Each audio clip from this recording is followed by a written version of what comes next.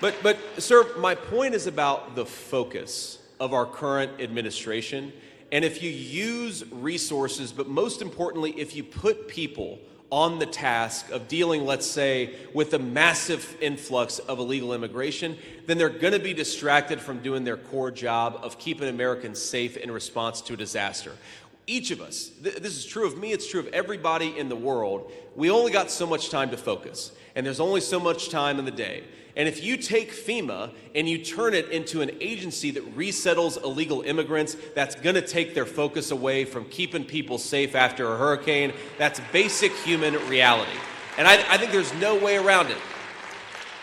Now, what the fact checkers say, and we'll sort of, we'll try to be as fair to the other side as possible, my friends. What the fact checkers will say is, well, there's a bucket of money that goes to illegal immigrants, and that's a different bucket of money that goes to disaster relief. Well, I'm sure the Biden administration has never moved money from one bucket to the other. In 3.5 years, we know that Kamala Harris and Joe Biden are more than willing to move money from one bucket to another if it suits their purpose. They ought to be moving money to the bucket that supports American citizens in the wake of these terrible storms. That's what I would like them to do. But the final point I want to make about this is just bureaucratic focus. Look, I've seen a lot of wild stuff out there on the internet. The problem with what I've seen from the Biden administration is that they're not focused on getting resources to people that need it. When Kamala Harris is out at a fundraiser in San Francisco, meanwhile North Carolina is drowning, North Carolinians have every right to say, where the hell is our vice president and why isn't she focused on us? That focus has got to change. Why should African-American Michiganders vote for the Trump-Vance ticket? Well, we've got a great number of Black Americans in this crowd right now. They could probably answer that question better than I could, but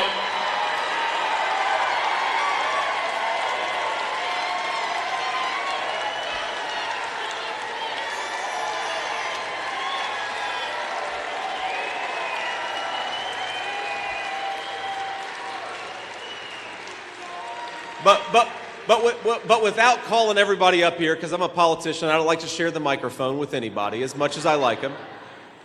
What I think they would agree with is, number one, Donald Trump wants to bring back public safety and an economy that brings prosperity for everybody. Good wages for good jobs. That's the Trump promise, and I think that's a great promise to Black families in Michigan and to everybody else.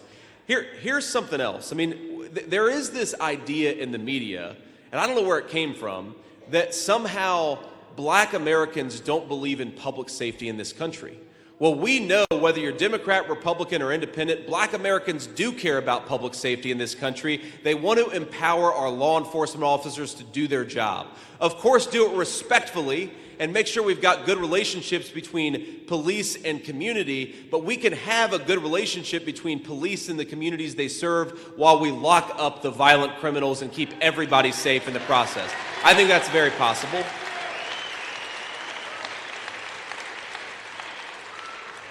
And look, I mean, the story of Black Americans, especially in the city of Detroit, is actually very similar to the story of Appalachian white Americans who came from West Virginia, Kentucky, Tennessee. We moved to places like Detroit, Black and white together, because there were good jobs for people who were willing to work hard and play by the rules.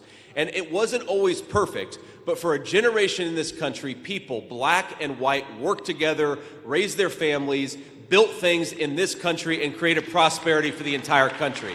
And if you...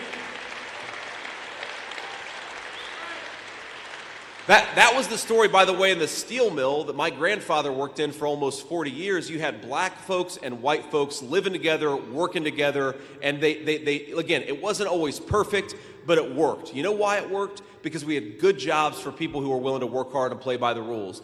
The destruction of the manufacturing economy in the state of Michigan has been disastrous for Black Americans, and it's been disastrous for a lot of middle-class white Americans too. We can make things in this country again. We can build things in the United States of America again, and when we do, it's going to bring prosperity to Black and white alike.